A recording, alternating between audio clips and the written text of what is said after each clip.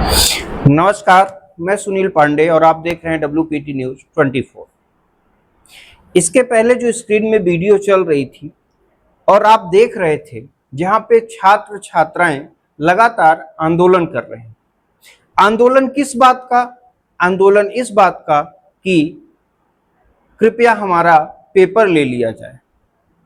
तो कहीं पे आंदोलन इस बात के कि आज से 6 महीने पहले या साल भर पहले जो पेपर हमने दिया था उसका रिजल्ट जारी कर दिया जाए। बात तो करें तो हम उस देश के निवासी हैं जहां पर अगर किसी विधायक द्वारा इस्तीफा दे दिया जाए या किसी कारणवश उसे उस पद से हटा दिया जाए तो 15 दिन के अंदर प्रस्ताव पारित होता है और वहां पे द्वितीय चुनाव होता है और 15 दिन के अंदर नया विधायक बन जाता है, नया सांसद बन जाता है, नए मंत्रिमंडल का गठन हो जाता है। हम ऐसे भारत देश से बिलोंग करते हैं, लेकिन जो स्क्रीन बयां कर रही है यह बहुत दुर्भाग्यपूर्ण है।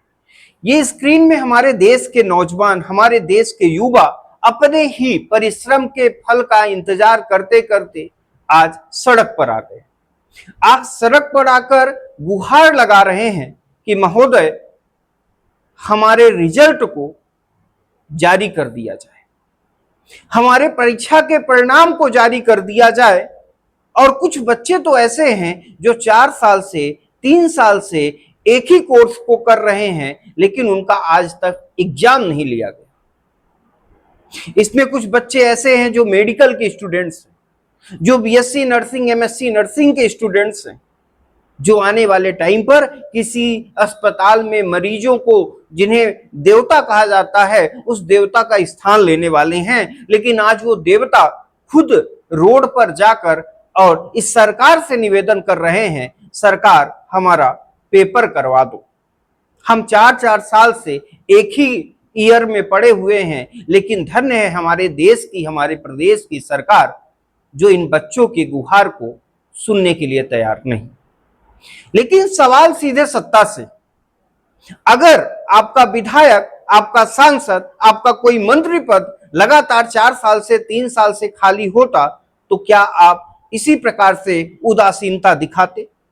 क्या आप वहां पर भी इसी प्रकार से निष्क्रिय रहते? क्या आपके विधायक, सांसद या क्षेत्र के जो भी आपके राजनेता हैं वो इसी प्रकार से आते कि भैया चुनाव करवाओ? नहीं, ऐसा नहीं होता।